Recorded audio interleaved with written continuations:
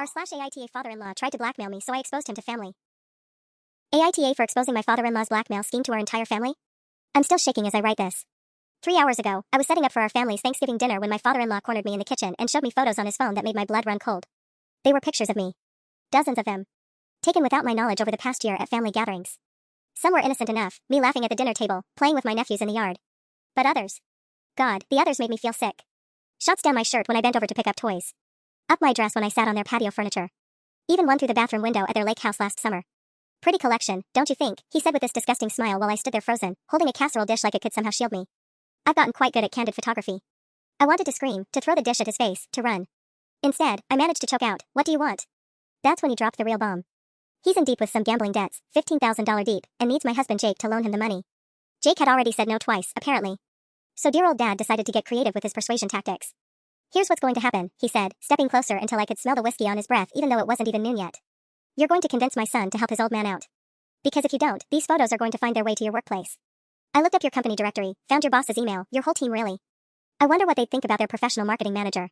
My career flashed before my eyes. I work for a conservative financial firm where image is everything. These photos, even though I'm the victim, would destroy my reputation. There's no way they'd keep me on after something like this became office gossip. "You're sick," I whispered. He shrugged like we were discussing the weather. "I'm desperate. There's a difference. You have until Sunday to make this happen, or Monday morning gets very interesting for you." Then he just walked away, back to the living room where he started chatting with Jake about football scores like nothing happened. I somehow made it through dinner, smiling and laughing while dying inside. Every time someone mentioned how lucky I was to have such a wonderful father-in-law, I wanted to vomit. Jake kept asking if I was feeling okay because I could barely eat. Now I'm locked in our bedroom at 2 a.m., and I can't stop thinking about this. My first instinct was to just convince Jake to loan the money. It would solve the immediate problem, and we could afford it without too much strain. But then what? What happens the next time he needs money? Or wants something else? This won't end with one payment. I keep staring at my phone, wondering if I should wake Jake up and tell him everything. But what if he doesn't believe me? What if he thinks I'm making it up because I don't like his dad? We've been married 2 years, but they've been family for 28. Blood runs thick.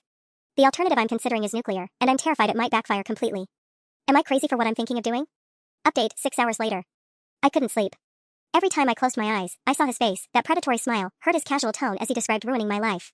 Around 4 a.m., I made a decision that either makes me brave or incredibly stupid. I'm going to call his bluff and expose him. But I need proof first. When Jake left for his morning run, I did something I never thought I'd do. I went through his father's belongings. The man practically lives here half the week since his divorce, always has clothes in our guest room, leaves his laptop bag by the front door like he owns the place. I found his phone charger plugged in by the kitchen counter and realized he'd left his phone behind. My hands were trembling so badly I could barely unlock it. Thankfully he uses the same passcode for everything, Jake's birthday. The arrogance of this man never ceases to amaze me. The photos were all there, organized in a folder labeled insurance. Insurance. Like I'm some kind of policy he's cashing in. But it gets worse. So much worse. I'm not his first victim. There are photos of other women too. Jake's ex-girlfriend from college, they've stayed friends and she comes to family events sometimes. My sister-in-law. Even some women I don't recognize, probably neighbors or random people he encountered. All taken without consent, all violating and predatory. I screenshot everything, sent it to a secure email account I created, then deleted the evidence of my snooping. But my hands were shaking so violently I nearly dropped his phone twice. Then I found the text messages. He's been bragging to someone, appears to be his gambling buddy Marcus, about his foolproof plan to get money from Jake. Called me a stuck-up bitch who thinks she's better than everyone and said I deserve to be taken down a peg. The messages are vile, describing in detail what he'd like to do to put me in my place. But here's the part that made my stomach drop. This isn't just about the money. The cash would be nice, he texted Marcus yesterday, but honestly watching her squirm is better than Christmas morning. Little princess has had everything handed to her, good job, perfect husband, everyone loves her. Time someone reminded her how the world really works. This is personal. This is about control, about destroying me because he resents that his son chose me, resents that I have what he perceives as an easy life. The gambling debt might not even be real. Jake came back from his run glowing and happy, kissed my forehead, asked if I slept better.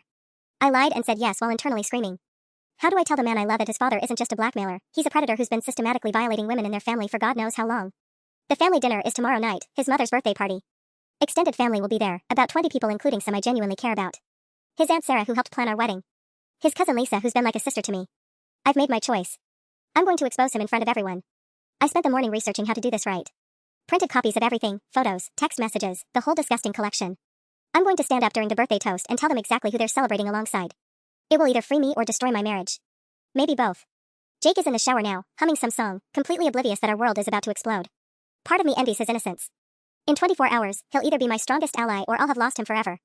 But I can't live as this man's victim. I won't. The countdown has begun. Update 18 hours before the dinner. I thought I had steeled myself for what's coming, but then Jake's mother called this morning and everything got infinitely more complicated. "Sweetheart," she said in that warm voice that always makes me feel like I actually belong in this family, "I have a huge favor to ask." Would you mind picking up the cake for tomorrow? And maybe helping me set up a little early? I want everything to be perfect. My throat closed up. Margaret has been nothing but kind to me since the day Jake brought me home. She taught me her famous apple pie recipe, spent hours helping me plan our wedding, always remembers my birthday with handwritten cards. Tomorrow night, I'm going to destroy her world. Of course, I managed to say, because what else could I do? Whatever you need. You're such a blessing to our family, she continued. I was just telling Harold how lucky we are that Jake found someone like you.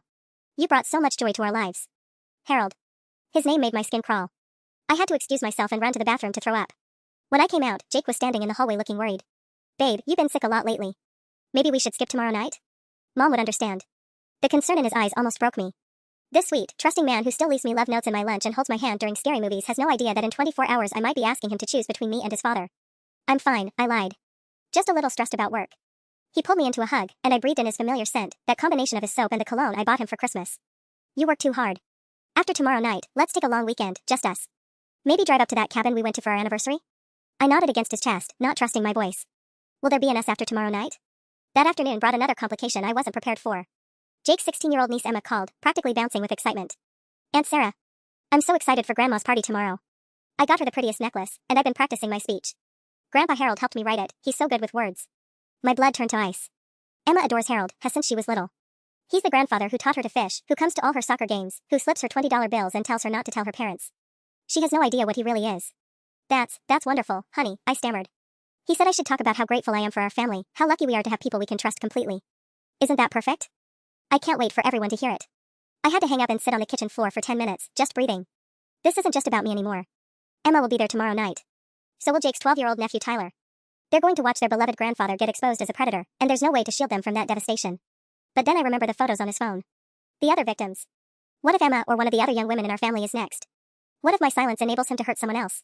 I pulled out the printed evidence again, staring at the screenshots of his vile text messages. Little princess needs to be taken down a peg. The calculation in his planning. The pleasure he takes in others' pain. No. I can't let him win through my fear. Tonight is my last night of this secret. Tomorrow, the truth comes out, and whatever happens afterward, at least I'll be free of this nightmare. I just pray my family will forgive me for being the one to shatter their illusions. Update, day of the dinner, 3 p.m. I'm sitting in my car outside the bakery, hands gripping the steering wheel, staring at Margaret's birthday cake in my passenger seat. It's beautiful, white buttercream roses with happy 70th birthday written in elegant script. In 3 hours, I'm going to ruin this woman's birthday forever. My phone has been buzzing nonstop. Jake texted twice asking if I need help carrying anything. His sister Amy sent photos of the decorations she's setting up. Even Harold messaged, looking forward to tonight, sweetheart. Hope you've given our conversation some serious thought. Time's almost up. The audacity of that man never fails to astound me. But it's the voicemail from my own mother that's really shaking me. She called an hour ago, and I was too anxious to answer. Hi honey, just wanted to wish you luck at the family dinner tonight. I know you've been stressed about something lately, a mother can tell. Remember what I always taught you, family is everything, and sometimes keeping the peace is more important than being right. Whatever's bothering you, just breathe through it. Love you. Family is everything. Keep the peace. God, if only she knew. I finally worked up the courage to drive to Margaret's house to help set up. The moment I walked through that familiar front door, I was hit with the scent of her signature pot roast and the sound of laughter from the kitchen. Normal. Everything looked so heartbreakingly normal. There's my beautiful daughter-in-law. Margaret beamed, flour in her hair from last-minute baking. You look pale, sweetheart. Are you eating enough? I helped her arrange flowers while she chattered about how excited she was to have everyone together. Harold wasn't there yet, apparently he was running errands, and I was grateful for the reprieve. Every few minutes, Margaret would touch my arm or squeeze my shoulder, these unconscious gestures of affection that made my chest tight. You know, she said while we folded napkins, Harold was just saying yesterday how proud he is to have you in the family. Said you're exactly the kind of woman he hoped Jake would find, strong, intelligent, principled. I nearly dropped the entire stack of napkins. Principled. The word felt like a slap. He said that? I managed. Oh yes. You know how men are with emotions, but Harold's always been good at seeing people's character. He said you're the type of person who always does the right thing, no matter how hard it might be. The irony was suffocating. Here's this monster, predicting exactly what I'm about to do while painting himself as my admirer. 20 minutes later, Harold walked through the door carrying flowers and wearing that same grandfatherly sweater that everyone always compliments. He kissed Margaret's cheek, complimented her cooking, and asked about her arthritis with such genuine seeming concern that I actually questioned my own sanity for a moment. Then he looked at me. Sarah. Don't you look lovely tonight? His smile was warm, his tone perfectly normal, but his eyes held a warning. I hope you're feeling better than you looked yesterday. Sometimes stress can really take a toll on a person. I'm feeling much better, actually, I said, surprising myself with how steady my voice sounded. Very clear-headed. Something flickered across his face, uncertainty, maybe even concern. Good. Let him wonder. The next hour was torture. Extended family started arriving, and I had to endure hug after hug, compliment after compliment about what a wonderful addition I am to their family. Harold played the doting patriarch perfectly, helping elderly relatives to their seats, making everyone laugh with his stories. Emma bounced up to me with her speech cards, practically glowing with excitement. Aunt Sarah. Want to hear me practice? Grandpa Harold says I'm going to make everyone cry happy tears. I'm definitely going to make people cry tonight. Just not the kind she's expecting. Now I'm hiding in Margaret's bathroom, the printed evidence burning a hole in my purse. In 2 hours, we'll gather for the birthday toast. In 2 hours, I destroy everything. My phone just buzzed with a text from Jake. Can't wait to celebrate Grandma with my favorite person. Love you more every day. God help me. Here we go. Update, 7:30 p.m., during dinner. The dinner is happening right now. I'm typing this from Margaret's upstairs bathroom while everyone thinks I'm freshening up before the birthday toast. My hands are shaking so badly I can barely hit the right keys. Everything was going according to plan until 20 minutes ago. The evening started normally enough, too normally. Harold was in peak performance mode, charming everyone with stories about Margaret's cooking disasters from the early years of their marriage. She was laughing so hard she nearly choked on her wine, swatting at him playfully while he grinned like the devoted husband he's pretended to be for decades. I kept my printed evidence in my purse, checking obsessively to make sure it was still there. Jake sat beside me, his hand on my knee under the table, occasionally squeezing when he caught me looking tense. Every few minutes, Harold would catch my eye and give me this subtle nod, like we were conspirators sharing a private joke. Then Emma stood up halfway through the main course. I know we're supposed to wait for dessert, she announced, her young voice carrying across the table, but I'm too excited. I want to give my speech about Grandma now. Everyone laughed and encouraged her. Margaret dabbed at her eyes, already emotional. And Emma launched into the speech that Harold helped her write. Grandma, you've taught all of us what it means to be family, Emma began, her voice growing stronger. You've shown us that love means always believing the best about people, always giving second chances, always protecting the people we care about. The words hit me like physical blows. Always believing the best. Always protecting. But tonight I also want to talk about Grandpa Harold, Emma continued, and my blood turned to ice. This wasn't part of what she'd told me earlier. Because Grandpa taught me something really important this week. Harold was beaming, soaking up the attention. Margaret reached over and squeezed his hand. Grandpa told me that sometimes adults have to make really hard choices to protect their families. He said that sometimes people might try to hurt the people we love, and it's our job to stop them, even if it's scary. My vision started tunneling. He was using Emma to send me a message. He said that strong people, people with integrity, they don't let bad people win. They speak up, even when it's hard. Emma's eyes found mine across the table. He said I should always remember that we have to protect each other, no matter what. The applause around the table sounded like it was coming from underwater. Harold raised his wine glass toward me in a mock toast, his smile predatory. Emma beamed at him adoringly. He was telling me that if I exposed him, I'd be the bad person trying to hurt this family. That speaking up would make me the villain in their story. But then Emma said something that changed everything. Grandpa also told me that if anyone ever makes me feel unsafe or asks me to keep secrets that make me uncomfortable, I should tell Grandma or Mom or Dad right away. He said my body is my own and nobody has the right to make me feel scared or confused. The irony was so thick I could taste it. This predator, lecturing his granddaughter about consent and safety while threatening to destroy my life with stolen photographs. That's when I realized Harold had made a fatal miscalculation. He'd been so focused on intimidating me that he'd given me the perfect opening. Emma had just told the entire table that we should protect each other and speak up about people who make us feel unsafe. Out of the mouths of babes. Jake leaned over and whispered, "You okay? You look like you've seen a ghost." I looked around the table at these people I love, Margaret wiping happy tears, Jake's sister Amy recording Emma's speech on her phone, his cousin Lisa helping Tyler reach the rolls. Then I looked at Harold, still basking in the glow of Emma's praise, confident that he'd just checkmated me. He has no idea what's coming. The birthday toast is starting in 10 minutes. Margaret just called upstairs asking if I'm alright. Time to go protect my family. Update 8:15 p.m., the moment everything changed. I walked back downstairs with my purse clutched against my chest, the evidence inside feeling like it weighed 1,000 pounds. The dining room was buzzing with post-dinner energy, people clearing plates, refilling wine glasses, Margaret directing traffic toward the living room for cake and the official birthday toast. There you are. Jake appeared at my elbow, wrapping his arm around my waist. Mom's about to cut the cake. You sure you're feeling okay? You've been off all evening. Before I could answer, Harold materialized beside us with that practiced grandfather smile. Sarah does look a bit peaked, doesn't she? Maybe all that stress is finally catching up with her. His eyes held mine for a beat too long. Some burdens are just too heavy to carry alone. The threat was crystal clear. Last chance to cave. Actually, I said, my voice surprisingly steady, I'm feeling clearer than I have in days. Sometimes you just need to trust that doing the right thing will work out. His smile faltered for just a second before snapping back into place.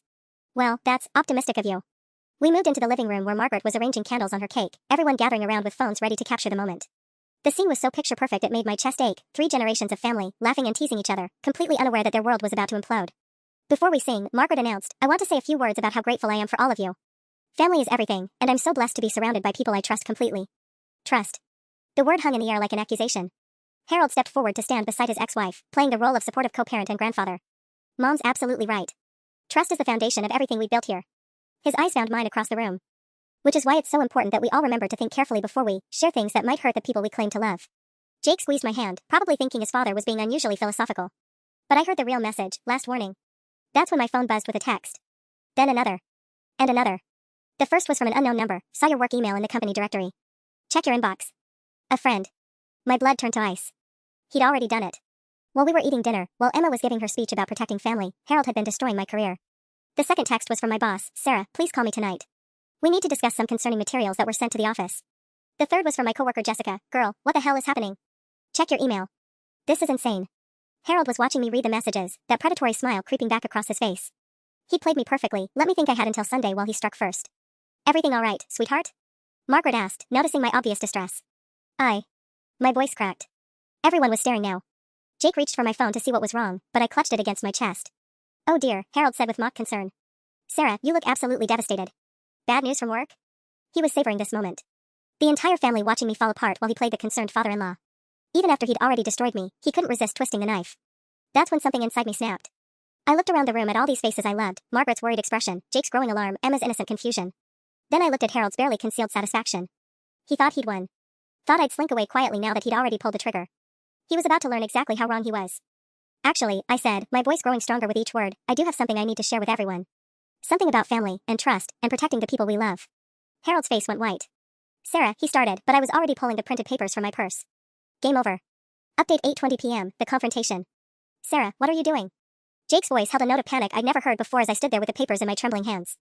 The entire room had gone silent. 20 pairs of eyes focused on me, confusion and concern written across every face. Margaret still held her cake knife midair, forgotten candles dripping wax onto the pristine tablecloth.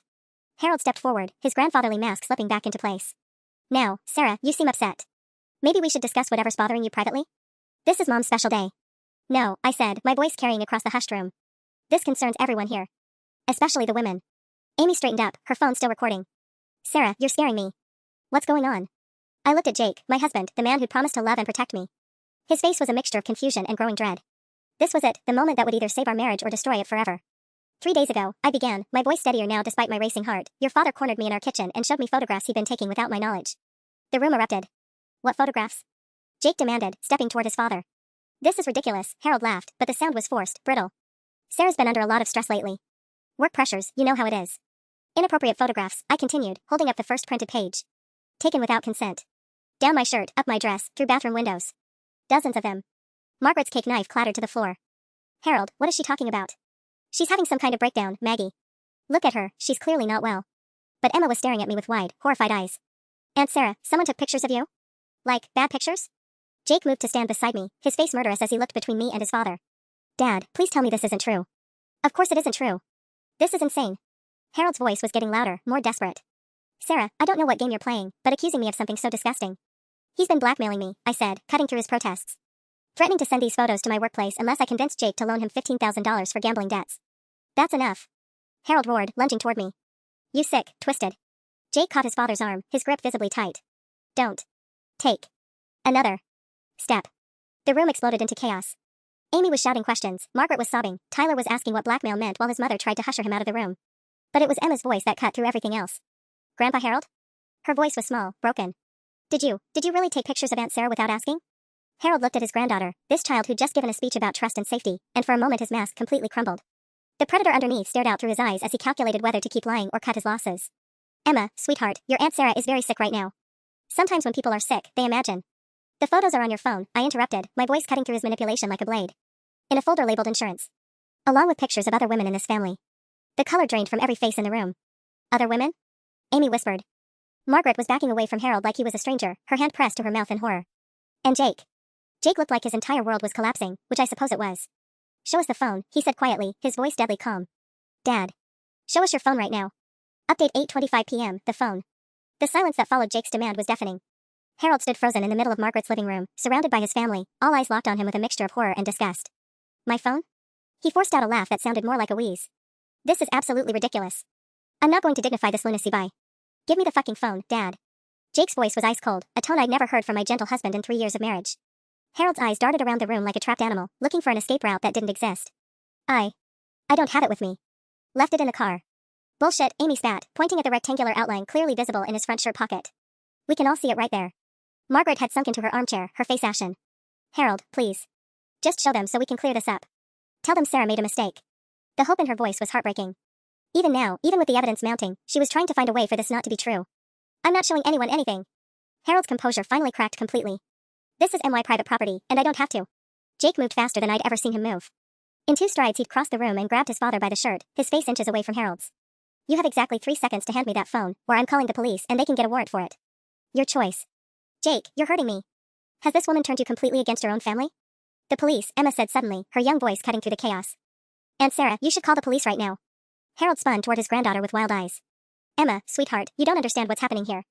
Your aunt is very confused. I understand perfectly, Emma shot back, her voice stronger than I'd ever heard it. You told me that if anyone makes me feel unsafe or takes pictures without permission, I should tell adults I trust. Well, I'm telling. This is wrong and scary, and I want you to stop. The moral authority in that 16-year-old's voice hit Harold like a physical blow. His own words, his own lessons about consent and safety, being turned against him by the granddaughter he'd manipulated into giving that speech. Tyler, Emma, go upstairs right now, Amy commanded, finally finding her voice.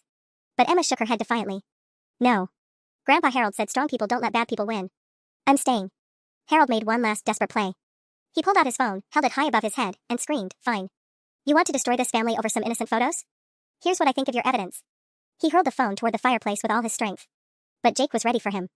My husband, my sweet husband who'd never been in a fight in his life, caught his father's wrist mid-throw and twisted until Harold cried out in pain, the phone clattering harmlessly onto the carpet. Nice try, Jake said grimly, scooping up the device. Password. Now. Go to hell. Jake looked at the phone screen, then at me. Sarah, what's his passcode? My throat felt like sandpaper. Your birthday. The betrayal that flashed across Harold's face when his own son's birthday unlocked his vault of horrors would have been satisfying if the whole situation wasn't so sickening. Jake's face went white as he scrolled through the phone, his expression growing more horrified by the second. Jesus Christ, Dad. What the hell is wrong with you? Then he looked up at Amy, his voice barely a whisper. Amy, you need to see this. Some of these are of you. Update 8:30 p.m., the revelation spreads. Amy's face went from confusion to absolute horror as Jake handed her the phone with shaking hands. I watched my sister-in-law's expression crumble as she scrolled through Harold's collection, her free hand instinctively moving to cover her chest. Oh my God, she whispered, then louder, oh my God. From last Christmas? When I was nursing Dylan in the guest room? Her voice cracked completely. You sick bastard, I trusted you. I asked you to make sure no one came upstairs while I was feeding my baby. Margaret let out a sound I'll never forget, part sob, part wail, like something dying. Harold, how could you? How could you violate our own family? But Harold wasn't done fighting. Even cornered, even caught red-handed, he went on the attack. You want to know the truth? He snarled, his mask finally completely gone. Fine. You're all so goddamn precious, walking around like you're better than everyone else. Sarah with her perfect job and her perfect marriage, acting like she's some kind of princess. Amy posting those attention-seeking photos online but crying when someone actually looks. You all needed to be reminded that you're not untouchable. The cruelty in his voice, the pure venom, made everyone in the room recoil. We're your family. Margaret screamed, standing up from her chair with more fury than I'd ever seen from the gentle woman. We loved you. We trusted you with our children. That's when it hit me, the children. My blood turned to ice as a horrible thought struck. Jake, I said urgently, check if there are any photos of Emma. Or Tyler. Or any of the younger cousins. The room went dead silent except for Harold's sharp intake of breath. That reaction told us everything we needed to know. Jake's hands were shaking so violently he could barely operate the phone. Amy moved to look over his shoulder, her face getting paler by the second. Emma, Amy called out without taking her eyes off the phone screen, take Tyler and go to the kitchen right now. Do not argue with me. But Mom. Now. Emma grabbed her confused younger cousin and hustled him out of the room, but I could see her hovering just beyond the doorway, listening. Jake suddenly made a strangled sound and nearly dropped the phone. Christ, Dad, there's dozens of them. Emma at the pool last summer. Tyler changing after soccer practice. Some girl I don't even recognize who can't be older than 14. Margaret actually vomited. Just turned and retched into her potted plant, her entire body shaking with revulsion. I'm calling the police, Amy announced, pulling out her own phone with trembling fingers. Wait. Harold shouted desperately. You call the police, and these photos become evidence. They'll be seen by detectives, lawyers, judges. Is that really what you want? Your precious children's photos spread around the legal system? The manipulation was breathtaking. Even now, caught with indisputable evidence, he was trying to use our love for the kids against us. You're threatening us with our own children's safety, Jake said, his voice hollow with disbelief. Even now, you're still trying to control us. I'm trying to protect this family from making a mistake they'll regret forever. That's when my phone buzzed with another text. Then another. My work emails had clearly been forwarded beyond just my immediate team. It's too late for that, I said, showing Harold my phone screen filled with notifications. You already pulled the trigger, remember? You sent those photos to my workplace during dinner. While Emma was giving her speech about trust and family. The timing of that detail seemed to hit everyone at once.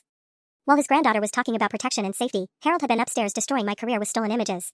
Margaret looked at Harold with such profound disgust that he actually stepped backward. You're not the man I married, she said quietly. You're not even human. Update 8:35 p.m. when everything got worse. Just when I thought we'd hit rock bottom, Harold's phone started buzzing in Jake's hands. Text after text lighting up the screen, and with each notification, Harold's face grew more desperate. Who's Marcus? Jake asked, reading the incoming messages.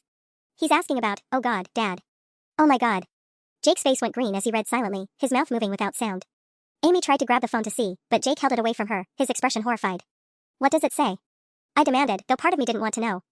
They've been sharing them, Jake whispered. Dad's been sending photos to this Marcus person, and he's been. Jake couldn't finish the sentence. Harold finally found his voice. You don't understand the kind of people I owe money to. Marcus said he'd forgive the debt if I. If you what? Margaret shrieked. If you prostituted out your own family to pay your gambling debts? The full scope of Harold's betrayal was still unfolding, getting worse by the minute. This wasn't just blackmail or even just about money anymore. He'd been trafficking stolen images of his family members to cover his gambling losses. That's when Emma appeared in the doorway, no longer willing to stay away. I heard you say my name, she said, her young face pale but determined. Are there pictures of me on that phone? The silence stretched unbearably long. Emma, sweetheart, Margaret started. Don't lie to me. Emma's voice cracked with a maturity that broke my heart. I'm 16, not 6. If there are pictures of me, I have a right to know. Jake looked at his niece, this brave girl who'd refused to be shuffled away while her family imploded, and I watched him make the hardest decision I'd ever seen him make. Yes, he said simply. There are. Emma's composure finally shattered. She doubled over like she'd been punched, a keening sound escaping her throat that made everyone in the room flinch.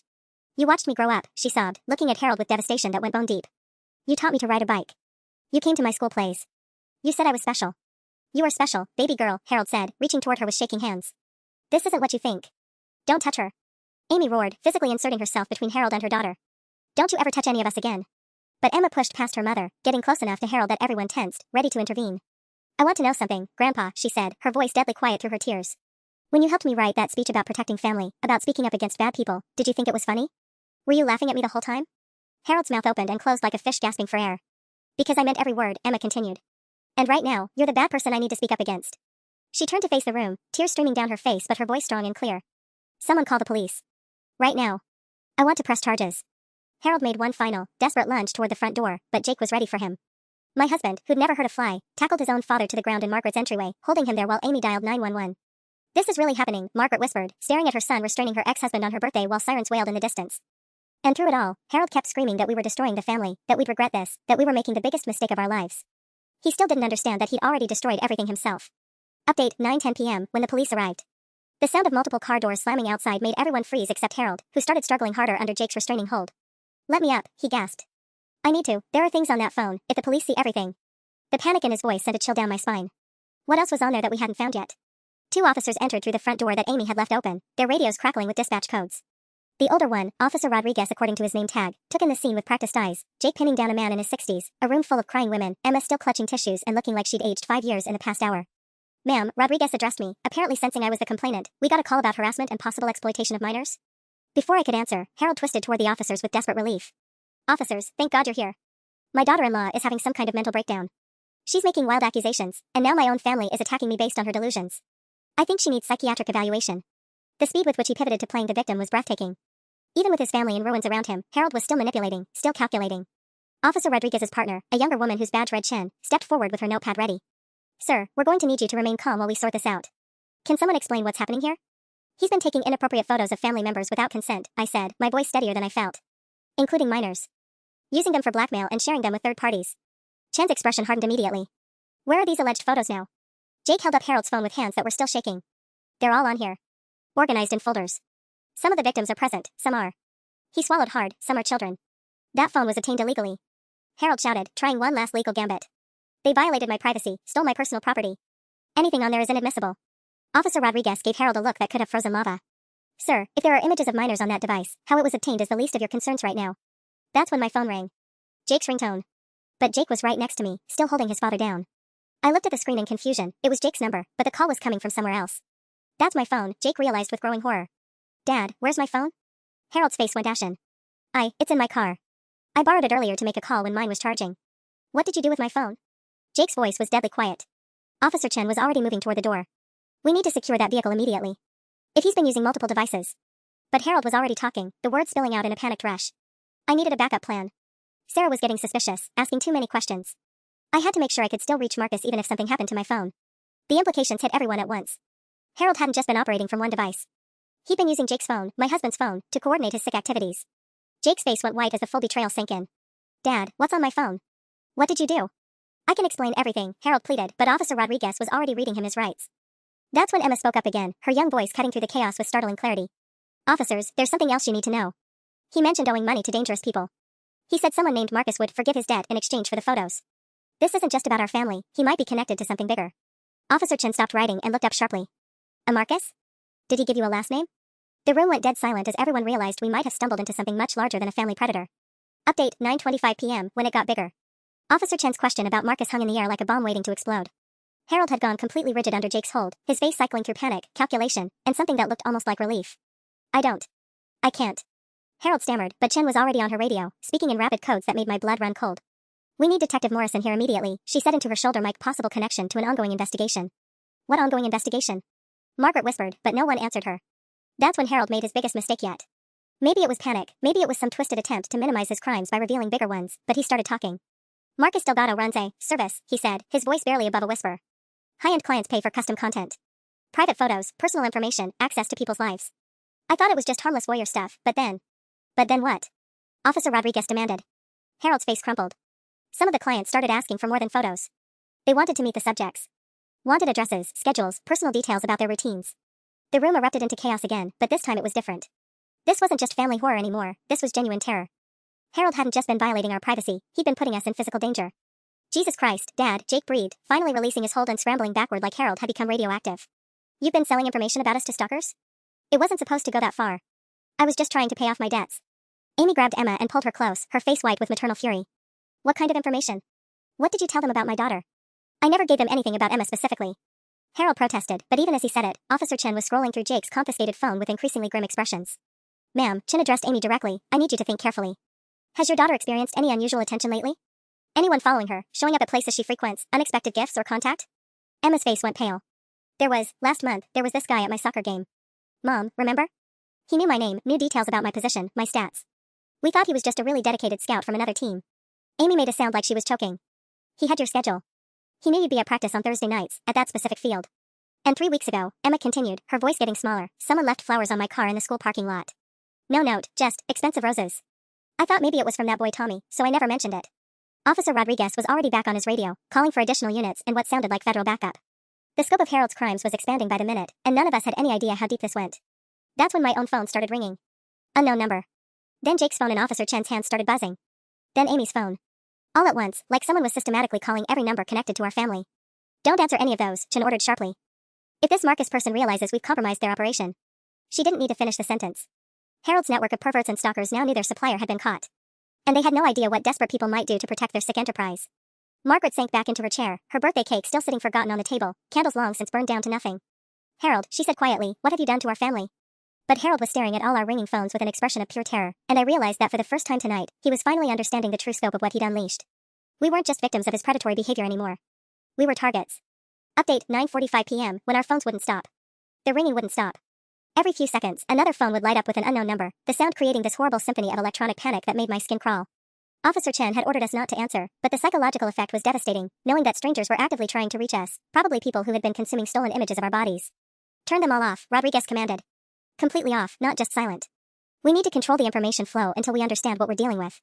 As the phones went dark one by one, the sudden silence felt almost worse than the ringing. It was like being cut off from the world just when the world had become dangerous. That's when Detective Morrison arrived, a woman in her 40s with tired eyes and the kind of weathered face that suggested she'd seen too much.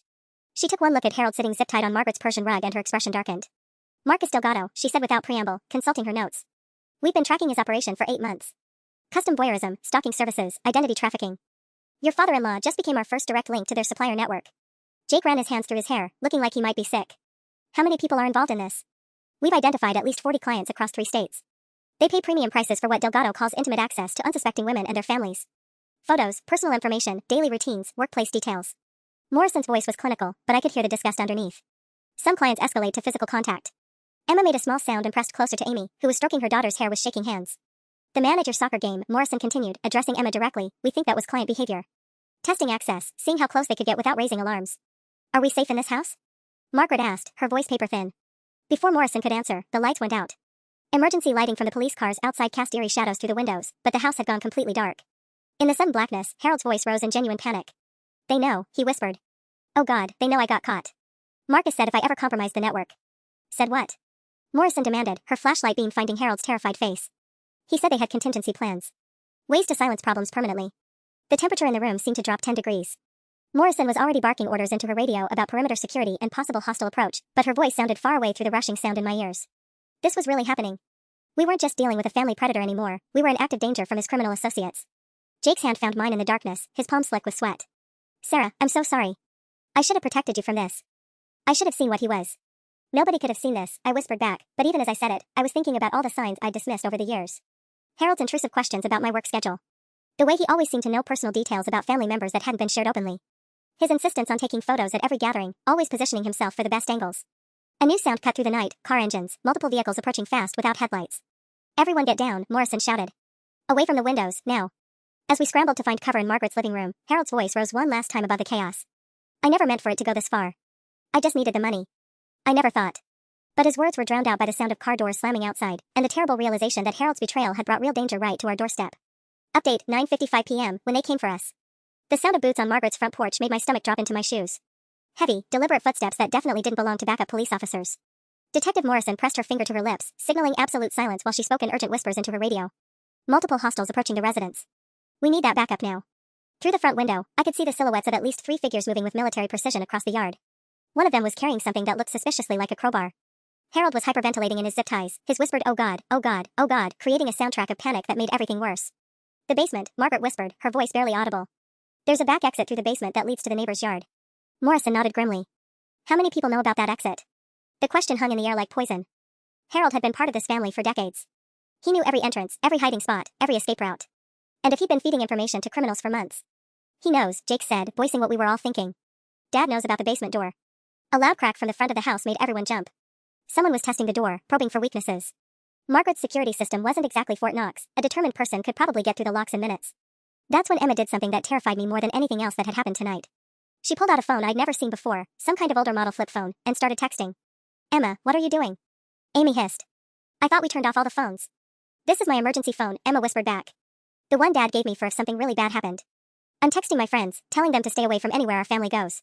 If these people have information about all of us. The mature, strategic thinking from a 16-year-old in crisis hit me like a physical blow. Emma was already thinking 3 steps ahead, trying to protect people who weren't even here yet. But her texting had an unexpected consequence. Harold suddenly went rigid, staring at Emma's phone with a new kind of horror. Emma, stop typing, he whispered urgently. Please, baby girl, you have to stop. Why? Morrison demanded, but Harold's face had gone ashen. The phone Marcus gave me, it is tracking software. If it detects communication from this address that isn't from my device. He didn't need to finish. Emma had just inadvertently sent up a signal flare, confirming to whoever was outside that we were actively communicating, actively aware, actively trying to coordinate resistance. The testing sounds at the front door suddenly stopped. The silence stretched for 3 heartbeats. Then came the sound of running footsteps, not away from the house, but around it. They were surrounding us. Morrison was back on her radio, her voice clipped and professional, even a sweat beaded on her forehead. Suspects have moved to containment positions. Civilians trapped inside with limited exit options. Jake squeezed my hand so tight it hurt. Sarah, whatever happens next, I need you to know that I believe you. I'm on your side. I'm sorry, I didn't see who my father really was. Before I could respond, a new sound made everyone freeze. A phone was ringing. But not one of ours, we'd turned those off. It was coming from Harold. Somehow, despite being searched and zip-tied, Harold had another device hidden on him. And someone outside wanted to talk. Update, 10:02 p.m., the phone call. Update, 10:02 p.m., the final call. The hidden phone's shrill ringtone cut through the darkness like a knife. Harold tried to twist away from the sound, but Morrison was already patting him down with ruthless efficiency, finally finding the device taped to his ankle under his sock. Clever, she muttered, holding up the burner phone. Answer it. Speaker mode. Say exactly what I tell you to say. Harold's hands were shaking so violently that Morrison had to hold the phone for him. The name on the screen just read M, but we all knew who it was. Harold, came a smooth voice with a slight accent when Morrison hit accept. Seems you've had a busy evening. Marcus, You've disappointed me greatly. Do you see my associates outside? They're very unhappy about having their business interrupted. Morrison mouthed instructions to Harold, but he was too panicked to follow them coherently. The family doesn't know anything about the full operation, Harold blurted out. It's just my daughter-in-law making trouble. We can contain this. Jake's face twisted with disgust at his father still trying to throw me under the bus, even now. Oh, Harold, Marcus's voice carried dark amusement. You really think I'm that stupid? My associates have been watching your house for the past hour. Police cars, detective vehicles, federal backup rolling in. This is far beyond contained. That's when I heard the most beautiful sound of my life, multiple sirens approaching fast, growing louder by the second. Morrison's backup was finally arriving in force. However, Marcus continued, apparently hearing the sirens too. You've provided valuable services over the years. I'm not entirely unreasonable. The sirens were deafening now, and through the windows I could see flashing lights everywhere. At least 6 patrol cars and what looked like a SWAT van. My associates are withdrawing, Marcus said calmly. Consider this a professional courtesy. But Harold, you understand that your services are permanently terminated. Any attempt to contact my organization again will be poorly received. The line went dead just as Morrison's radio crackled with the all clear from the perimeter team. Suspects in 3 vehicles fleeing north on Highway 6. Units in pursuit. Residents are secure. The lights came back on suddenly, making everyone blink and squint. Whether Marcus's people had cut the power or it was just coincidental, I'd never know. But the nightmare was finally over. 3 months later, I'm sitting in my new office at a different company, one that hired me immediately after the full story came out. Turns out that standing up to a predator and criminal conspiracy makes for excellent character references. Harold pled guilty to 15 federal charges and is serving 12 years in prison. His cooperation with the Marcus Delgado investigation led to 43 arrests across 4 states, including the man who'd been stalking Emma at her soccer games. Jake and I are in therapy, working through the trauma of having our family imploded by someone we trusted. Some days are harder than others, but we're solid. If anything, seeing him choose to believe me and protect me when it mattered most made our marriage stronger. Emma testified at Harold's sentencing hearing. She looked him in the eye and said, "You taught me to speak up against bad people. Thank you for that lesson, even though you never meant to." Margaret sold her house and moved to Florida. She sends Christmas cards, but we don't talk much. Some wounds take longer to heal. And me? I sleep through the night now. I check my work emails without panic. I wear whatever I want to family gatherings without constantly looking over my shoulder. Harold thought he could control me through fear and shame. Instead, he taught me that I'm braver than I ever imagined. Sometimes the right thing to do is the hardest thing to do. But it's always worth it. Edit, NTA, obviously. Trust your instincts, protect your family, and never let predators win through silence, ***.